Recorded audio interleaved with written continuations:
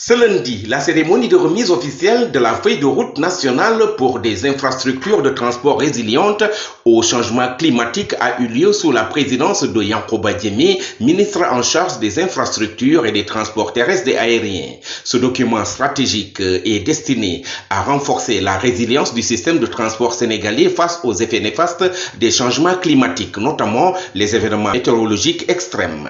La feuille de route met en avant une série d'initiatives visant à améliorer la résistance des infrastructures de transport, y compris des investissements dans des infrastructures durables, la diversification des modes de transport et la promotion d'une mobilité durable. Les membres du comité de pilotage du projet d'adaptation au changement climatique pour des infrastructures résilientes ont souligné l'importance cruciale de ces mesures dans le cadre des efforts du Sénégal pour réduire ses émissions de gaz à effet de serre, faisant écho aux engagements pris par l'accord de Paris.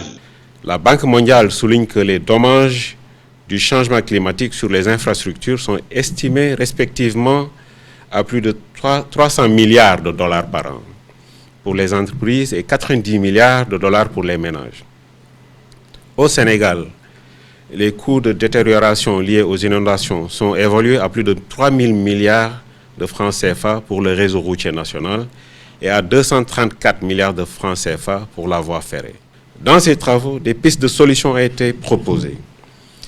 Le partenariat avec le Global Center on Adaptation et l'Université Cheikh Anta Diop de Dakar est donc une continuité de notre volonté de renforcer l'adaptation au changement climatique au Sénégal et en Afrique de l'Ouest. Dans son discours, le ministre Yankoba Diémé a rappelé que le Sénégal a élaboré sa contribution déterminée au niveau national en décembre 2020, un plan d'action qui s'aligne sur les objectifs globaux de lutte contre le dérèglement climatique.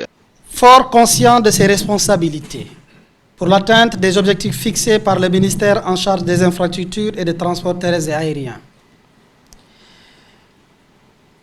notre ministère s'active pleinement pour mettre en œuvre ensemble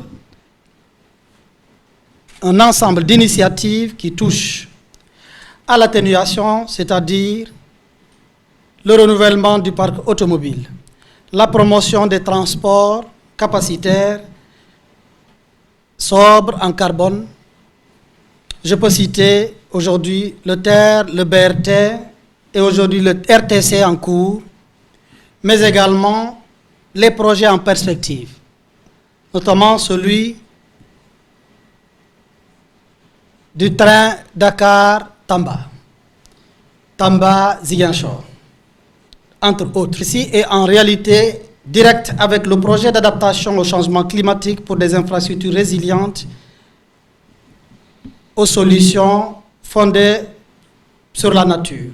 Le ministre a également mis en avant l'importance de la collaboration avec les universitaires et les scientifiques dans la recherche de solutions innovantes.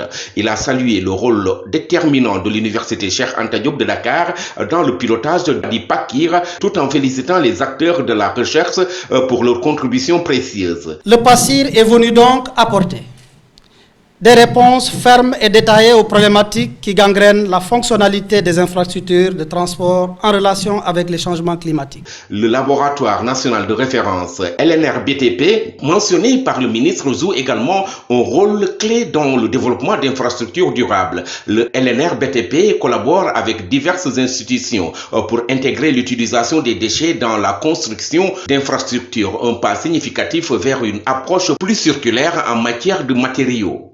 Je voudrais rappeler que cela entre en droite ligne des missions du LNR-BTP, notre laboratoire national de référence.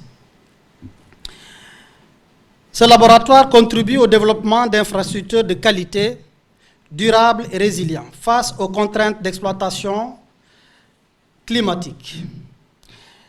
Dans cette même optique, le LNR-BTP travaille avec l'UCAD et sur l'utilisation, et les ICS plutôt, sur l'utilisation des déchets industriels.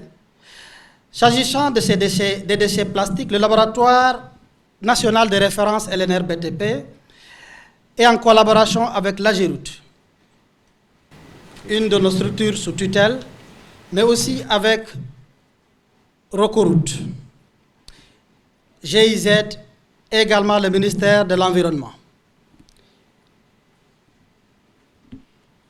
Mesdames, Messieurs, de par le caractère inclusif et collaboratif du projet du PASSIR, le MITA, dont la mission est de préparer et de mettre en œuvre la politique définie par le président de la République, son Excellence Bassirou Diomaye Diakhar Faye, dans le domaine des infrastructures, des transports terrestres et aériens, s'est approprié depuis la signature de ce projet. Et ceci pour bien mettre en œuvre les recommandations. Nous étions toujours attentifs et impatients de ce jour qui marque la réception de vos travaux.